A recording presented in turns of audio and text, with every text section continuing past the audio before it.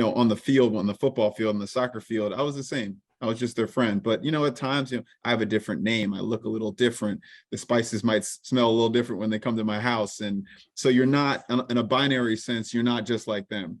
But then when I get off the plane to Accra and go see my family, I'm not like them either, right? I talk differently than them. I sound, I don't wear the same clothes. They tease me for being American. So you live in this world where you're never zero or one, right? You never feel like you're, truly belonging to either group.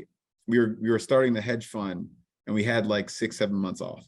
And so I had time to travel, study for the test. I wrote the essays. I don't know if that break doesn't happen, whether I actually go through with it. And to your point, you get into Stanford and it's like, my boss called me and it's obviously like, are you really going to do this? I don't know that I have this just sense in the world that things are meant to be. And again, you're so grateful for the mentors you have in your life. He's calling me in his office. Hey, Kwesi, if you're going to be a GM in 6, what would you do here? And it's like, it's Tuesday. It's like, hey, let me relax. Can I have my tea? Let me have my green tea without having this existential crisis with you. 1, 2, 3.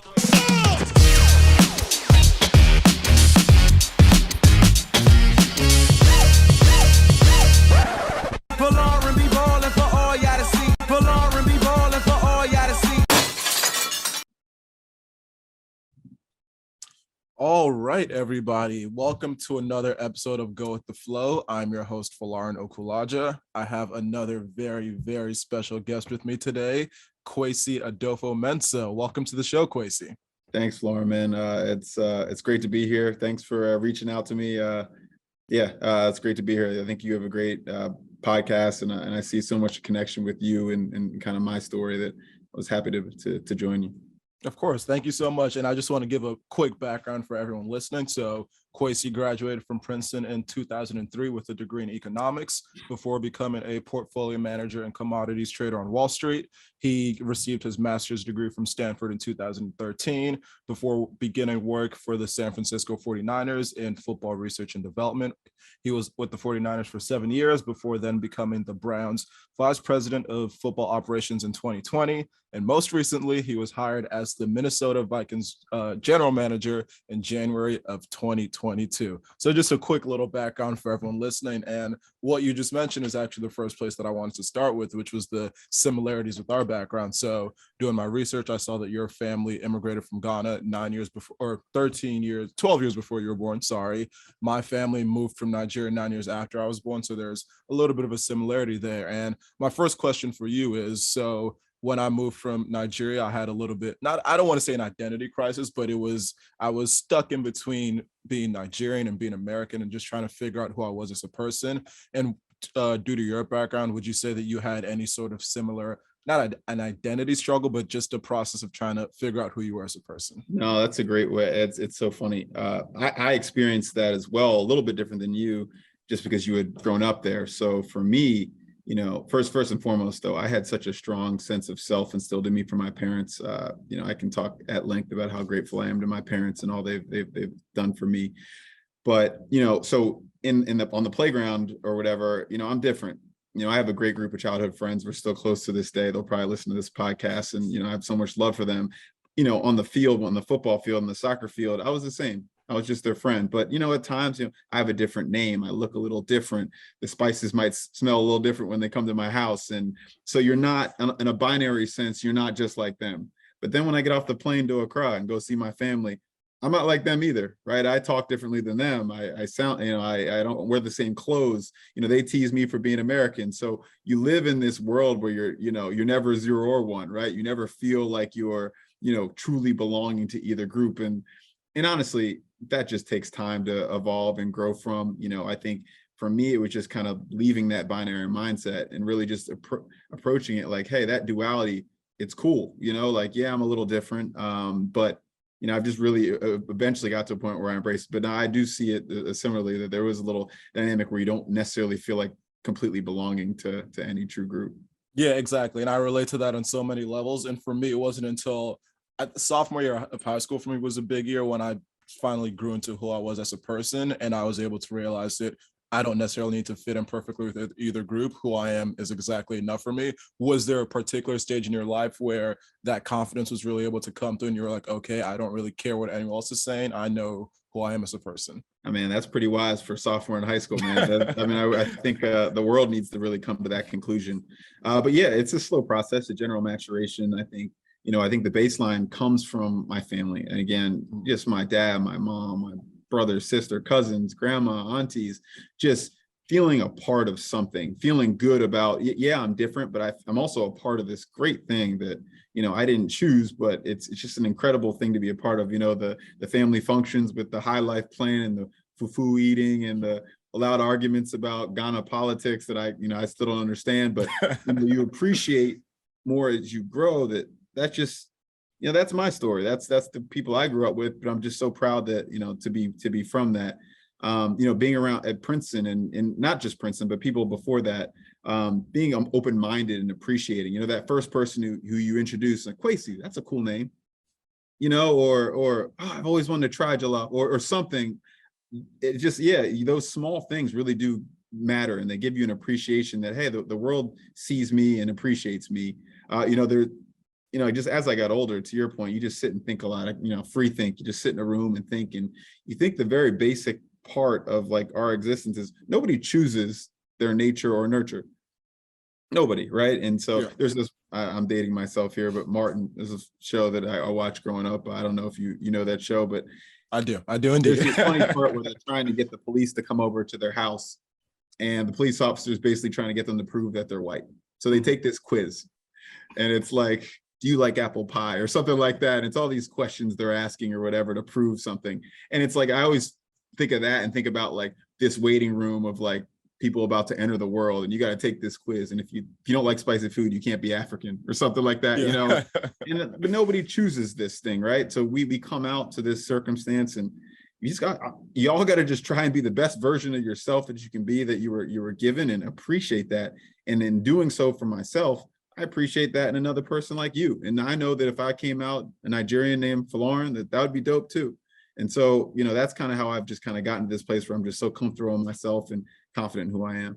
Gotcha. And I have to ask the most controversial question amongst Ghanaians and Nigerians. When it comes to jollof rice, who's do you think is better? Genuinely. You don't have to say Ghana just because you're from Ghana. No, hey, I mean, man, I could go off on that. So I grew up with my best friend growing up as Nigerian. So I grew up with, another mom, and they're actually, my mom and her are both coming out to our first preseason game, which will be so much love. But, I grew up eating both. They're both great. Obviously, I'm going to say my mom. I'm going to say jollof rice, Ghanaian jollof rice. But like, I read this great book last summer, The Four Loves by C.S. Lewis.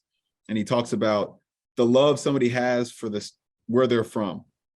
And it's just like, at that point, when you ask me that question, I'm thinking about my mom.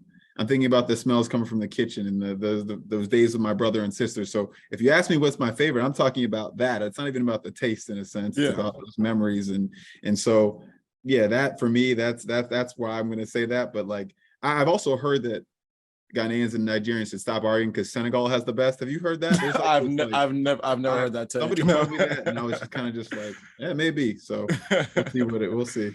And so you touched a little bit on your time at Princeton, but could you just go into a little bit more detail about how exactly you found the transition and how your 4-year experience was at Princeton? Beautiful. That's the first word that comes to mind. Beautiful. Love, family. When I got there, it was one of those things where you get in and it's a great school and you have to go.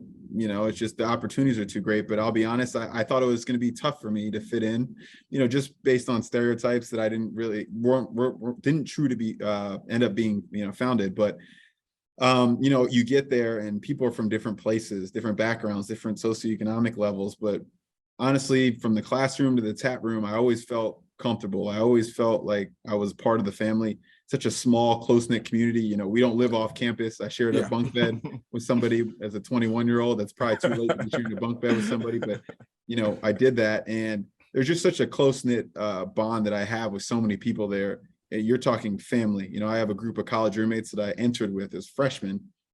We're still extremely close. We do a trip every year. We typically go to Scottsdale. We climb this mountain called Camelback. And I promise you, on that mountain, I learn, I grow, I recharge. And it's almost like I become that 17-year-old that entered, and then I come back into the world and I'm so ready to go. And, and I could tell countless other groups of friends of mine that I've, text groups with and all that. We travel each other, we see each other, we support each other. I can't, it's so fortunate just because I almost don't like talking about it because I'm so blessed to have had that experience. And obviously there's so much luck in the element that goes into it. Obviously I worked hard as a high school student. There's a lot of people who don't get the opportunity to go to a school like that. And I'm forever grateful, and when I left those Fritz Randolph gates, you can't walk in or whatever, you can't walk out. When I walked out for the first time, I had no regrets, man. We did it, we lived, we experienced things. And I'm not one of those people who wants to go back to college because I left it all in the field. Yeah. I want to go back and, so I could be in the same place with so many beautiful people that I love so dearly. But, I had such a great time there. And, obviously you always wish you could do a little bit better. I wish I could have experienced a little bit more culture. Wish I could have met to a few more office hours and talked to some of the great professors that we have access to. But for the most part, man, it's such an amazing experience I had there and just eternally grateful. Yeah. And even as someone who just graduated around 2 months ago at this point, I was still able to feel that's also same sense of like appreciation for the place, because I've already been able to tell that I've met some friends there that I'm going to have for the rest of my life. So many experiences that I'm going to talk about forever and tell my kids about. And although COVID tried to ruin the middle of our experience, we were still able to come back this past school year and really just make the most out of it. So yeah, it's just amazing how one place, whether not just Princeton specifically, but whatever school you go to, is able to just have that same sort of effect on you. Incredibly, man. And honestly, I probably left out the impact that it's had on my life, just not just the people aspect of it, but what it trained me for. You sit in a room and that mountain of work starts to pile up sometimes there. And those days where your eyes get wide. And I still think back to like when I was writing my thesis and I was like, I gotta write like just something like that. And that feeling that in your stomach when you first get a task, but there's that sense of you that like, okay, I'm gonna get through this. And I get that every day here. Trust me, there's days where I'm just like, am I going to be equal to this task? But, as a 17-year-old, as an 18-year-old, as a 19-year-old self, I proved that I could. And that all started at Princeton. And again, forever grateful for that. Yeah, for sure. And so then coming out of Princeton, like I mentioned beforehand, you went to Wall Street, you spent some time as a portfolio manager and commodities trader. Why was that the path that you decided to go on right out of Princeton? And were there any other interests at the time, but you just ended up going down that route? Yeah, that was it. I was so fortunate. I was an economics major. Had a love for, quantitative things, and I had an interest in the stock market. So I didn't know what that really meant. You show up and I don't know, people wear a briefcase. Is that what you're supposed to do with an economics or a business type degree? And just being around friends and asking what people did after college, a lot of them talked about loving Wall Street. And so I was fortunate enough to get an internship after my junior year of college. I interned at Morgan Stanley. Fellow Princeton alum, actually ran the commodities group that I worked for, John Shapiro, great person, great mentor to me at the time. And so I went there to work, and it's like, as an intern on a trading desk, you can't do very much, right? You're not really trusted with making a lot of money or anything like that. And I would help them in Excel or whatever. But I remember sitting down between our two gold traders. One of them still a close friend of mine to this day. And it was the same feeling I got on the first date with my now wife. It's just like some somatic sense in your body, just like I'm in the right place. This is my future. And I can't really explain to you why that is, to be honest. It was just like I was home. Just the energy, the people, the communication going on, the mental challenge. It was just like the perfect job for me. When I was leaving to go back to grad school, I was asking my sister for advice, and she was telling me, she's like, I don't know if anything else will be able to make you as happy as that life, because I could tell you were just challenged every day in a different way. And for somebody like you, that's just something you need. And again, forever grateful for the experiences I had there, the people I met there. It's just, so grateful. Yeah, for sure. And so in doing this alumni series, one of the things that I'm always most curious about with all the people who have spent many years in the professional world is when they do decide to make these changes, from whether it's leaving a certain job to go to another one or deciding to go back to school, just these different moments where it's like, they tend to be very pivotal because, again, it's going to chart the path that you're going to go on for the next certain amount of years. So you described how much you loved the job and how you felt like it was right for you. Why did you then decide that you needed to go back to grad school? And I'm guessing you get accepted to Stanford. It's not a hard decision, but why even apply in the first place if you were so happy doing what you were doing? It's a tough one. I get asked that question all the time, and I think I give varying answers because I don't know. Again, I talk about that somatic sense. It was just something, you'll learn this. You work on Wall Street. They call them the golden handcuffs, where you get far enough in your career where you get accustomed to a certain lifestyle, and it's hard to really pivot. And so, I was just nervous that if I ever wanted to pivot, I needed to do it before a certain point. I've always been somebody who was into a lot of different things, and not to be more so morbid, but think about your end of your life. But what do you want your tombstone to read? What do you want it to say about you? I wanted to say a lot of different things, that this dude was passionate and he was interested in a lot of different things, and Wall Street and trading was one of them. But I also knew that passion for decision making I could do elsewhere, right? I could do that in my personal life. I could do that in my personal account or whatever. So I just knew that there was something else more for me, of a passion for education and economics, and it just felt like the right thing. Maybe I was going to go back and be a teacher and impact lives that way. I can't tell you that I know specifically what the one reason was. People joke. I played on this great flag football team in New York City when I was there, and one of the other receivers, I was a receiver with him. I told him I'm going to leave by 29. I was like, I need you to bet me on this so that I actually stick to it. And ultimately, again, fortune had it that we were starting the hedge fund, and we had like 6-7 months off. And so I had time to travel, study for the test. I wrote the essays. I don't know if that break doesn't happen, whether I actually go through with it. And to your point, you get into Stanford, and it's like, my boss called me and it's obviously like, are you really going to do this? And I was like, I don't know that I have this just sense in the world that things are meant to be, and they're supposed to happen, and doors are opened or closed. Obviously you got to work for them to keep those doors open, but I think when they open and present themselves, you're supposed to listen.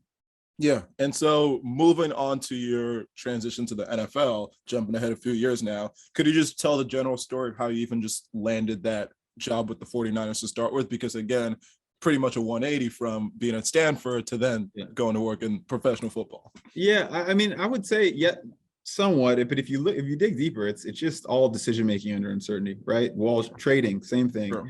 Economics, you're building frameworks for how people make decisions. You're building, in a macro sense or micro sense, and then football is no different.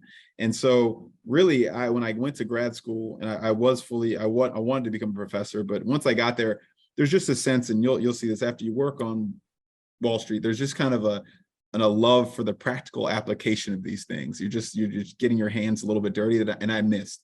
And so I just kind of wanted to go into industry. And I knew that even if I did become a professor, sports was something I was really going to try and maybe get into, consulting or something like that. Really, I was so fortunate. I went to the MIT Sports Analytics Conference with a friend, Nate Sellon, Princeton classmate, one of my closest friends to this day. And, he was like, hey, let's go for fun. I don't know if you really actually want to pursue this, but let's go for fun. So we went. Back then it was probably a little less crowded, so you could walk up to your favorite GM or your favorite front office person and have conversations. And so we did that. I had a friend that knew somebody at the 49ers, and they were like, hey, you should talk to this guy, Kwesi. And so I went, I spoke with him, Brian Hampton, again, who hired me. You talk about people who paved the way for you, and he gave me my first opportunity in the NFL. So he's the first person I met. It's funny that I was at Stanford probably 10 minutes down the road from him, but I went all the way to Boston to meet him for the first time. But again, grateful that how that turned out. And again, I never thought I would end up here. I won't sit here and lie and say that. Yeah, and it's funny because, again, from just exactly what you're saying, you never know how things are going to work out. You wouldn't believe the amount of times I've heard that from adults who are like, just this very chance encounter. I just went there on a whim or didn't really mean to, and it just ended up changing the trajectory of my life. And so that's just one thing that another reason for me to always be open-minded about approaching people and just not really closing off any doors, because you never know where things might lead you. Such a great, that's great wisdom. And honestly, that first chance, but I wasn't great at networking and things like that, really until later, until I ended up meeting Andrew Berry with Cleveland. That was something that I had to kind of tell myself to get better at, and just really, I can be a little introverted, and I also, want to always be genuine in my interactions. And a lot of times with those interactions, we both know there's this hidden thing that I want something from you, right? Yeah. And I never wanted to be that way. And that's something that I had to be mindful of. But you having that wisdom at this age is going to take you a long way. And that was a perfect transition. You're great at segueing into my next questions, because I was going to ask about the encounter I was a point guard, man. That's what I do. Love that, with the encounter with Andrew Berry. And I read this article, and it said you met him at the combine in 2019, and how kind of like you just said, you're a little bit introverted. You're not usually the type to walk up to a person and strike up a conversation. What was it about him when you saw him that you were like, okay, I'm going to put myself out there a little more than I usually do and strike up this conversation? Like I said, I'd been at the 49ers by then for a few years. And, my first few years there were challenges. There was times where you didn't feel like your voice was heard and things like that. But that, that happens at every company, for every person that's passionate and really wants to help. And so by then, John Lynch and Kyle Shanahan had been hired, and everything had changed, and I'd been way more involved. But some part of me always thought back to those early days and wanting to give your career just potential options, and know that, you maybe should meet people and get yourself out there because you never know. And so I had read an article about Andrew, Harvard computer science, just, golly, you think you're special. And then you see somebody else who just, an incredible human vice president at, in his 20s. And so just knew the name. And honestly, I didn't really even know what he looked like, but everybody at the combine wears around these lanyards. And so I saw the name Barry and just was like, oh, that's Andrew Barry. Let me just strike up a conversation with him. And, we hit it off right away, and he took me up. I think he had just started working with the Eagles. We walked up there, talked with him, talked with Howie, great conversation. We stayed in touch. And, obviously the rest is history. Yeah. And so before the little in between, before you land the job as the Vikings GM, what were you able to learn in your time with the Browns that you think put you on the radar of other teams to then eventually land the job as GM? I mean, I can't speak to what put me on the radar, because ultimately you're just humbled that people think that highly of you to give you this job. I can tell you what I learned in that job, though. It's hard as you go up in organizations. The same thing will happen to you. You rise for a reason, that you're good at doing something, but the further you go up, you actually get further from the thing that got you to where you're going. You stop doing and you start leading and managing. And so I had to really go from, I used to sit in a room for 3 months and code, right, and get ready for the draft and do things like that. And then I go to Cleveland, and that is not my job. I was like, wait, no, where's Python? Like, and he's like, no, that's not going to be you. He forced me to kind of step out of my shell and, hey, take all those things you do when you do all those things and apply it to now running groups and organizations and leading people. And that's really what I learned the most there. That the preparation for the GM job, one of the people realize is, like, we're not playing fantasy football here. There's not I'm not sitting here just watching film and thinking of trades. You're running a business. You're handling people's lives. You're leading. You're managing. And so that's a big part of the job. And that's probably the most thing I learned. And he very detailed every day. And again, you're so grateful for the mentors you have in your life. He's calling me in his office. Hey, Kwesi, if you're going to be a GM in 6, what would you do here? And it's like, it's Tuesday. It's like, hey, let me relax. Can I have my tea? Let me have my green tea without having this existential crisis with you. But like, he saw this moment probably before I did, and again, eternally grateful. He's always going to be a member of the family. We talk all the time. So fortunate, and not just him. Glenn Cook. I've met so many talented people there that have really made me who I am, along with the people at the 49ers. And again, just forever grateful.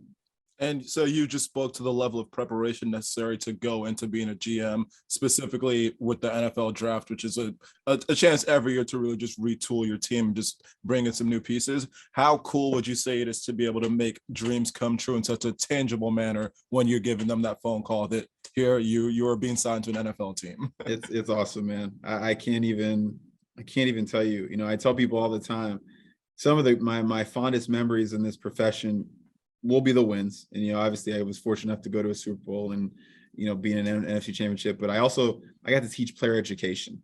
And one of the first guys in my class retired one of my first days in Cleveland, and I was talking to an agent. I didn't know who this agent was, and I see in the background that player's jersey, and I say, "Hey, how do you know that guy?" He's like, "Oh, he's my agent. He just retired. He took care of all his money. He's good." And when I tell you, like, I don't know that I had, granted, I talk to those guys 4 times a year or whatever, but like the 1% that I might have helped this guy get to that point in his life where he's financially secure was like so heartwarming and so great for me. So you talk about other memories. And so being able to call somebody and say, "Hey, all those two-a-days, all those weightlifting sessions, all those times where people told you weren't going to make it." How many players, when they're 6 years old, write that letter? We see those stories when they make it. A lot of other people who wrote that same thing on paper, they just didn't get to make it. So to be the other end of that phone call, and honestly, you don't appreciate when you're making the call. I don't know that people realize this. It's very silent on the other end of the phone. Like, I think because you're like shushing everybody or something. And then I've got people looking at me in the draft room. So you're it's a very, it's not as, it's a little different than people think, but I got to go back after and watch some of their videos on Instagram. So Brian Asamoah, who's, from the same place that I am, and watching the emotion and the tears and the family. And that's when it really hits you home, how incredible a moment that must be for them. And so proud. And honestly, their journey is just starting, and we're excited to get back to work.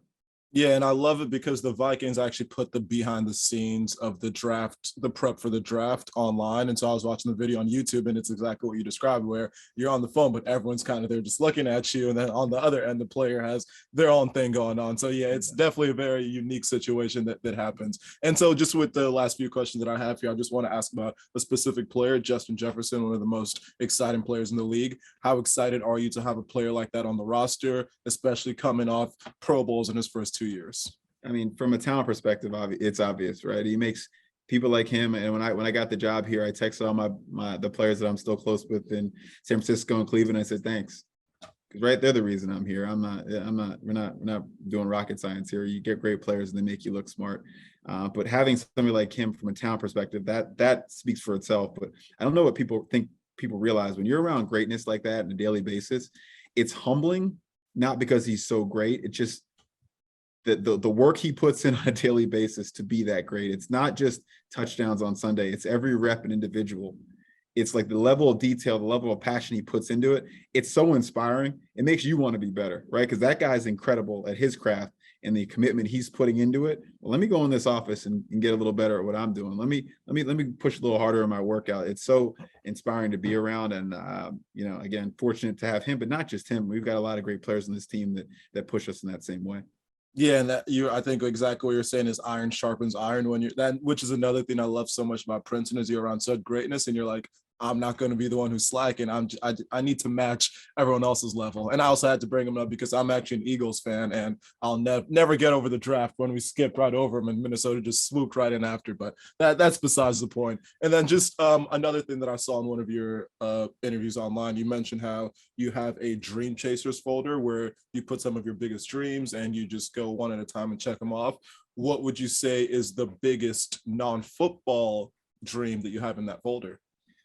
I mean, non-football, but I got to make sure I say the football one is. Oh yeah, the goal, right? If there's people in Minnesota watching, I know what that will mean to this place. Again, I actually grew up an Eagles fan as well, and so when they won, even though I was working for another team, that emotion, I understand what that means to bring that for the first time to a fan base, and nothing would make me happier than to do that here. So first and foremost, let me say that. But outside of football, I try and be general about it, but I've always had this sense since I was young that we're sort of supposed to like leave this world a little bit better than we received it. And I don't know what that means specifically always, but just trying to, I don't know, have conversations, try to help the people that maybe don't have the same advantages that I've had or other people have, just, do whatever we can to help other people. That's really what I want to do. And that's general. And there's some specific things in there. But, really just that's it. Maybe I think there's like the dream, a little bit of a, wistful dreamer in me or whatever, but I think there's so much we can do to make this world great for ourselves, for others, and leave it in a great place for the generation that comes behind us. And that is the perfect place to put a pin on this wonderful conversation. Kwesi, thank you so much for taking the time out to come on my podcast. Thanks for having me, man. Best of luck as you start your journey in New York City. And yeah, man, I'll be rooting for you. Thank you so much. And I'll be rooting for you too, except week 3 this year when you play the Eagles. For sure, All right. Thank you so much. This has been another episode of Go With The Flow. Thank you for listening.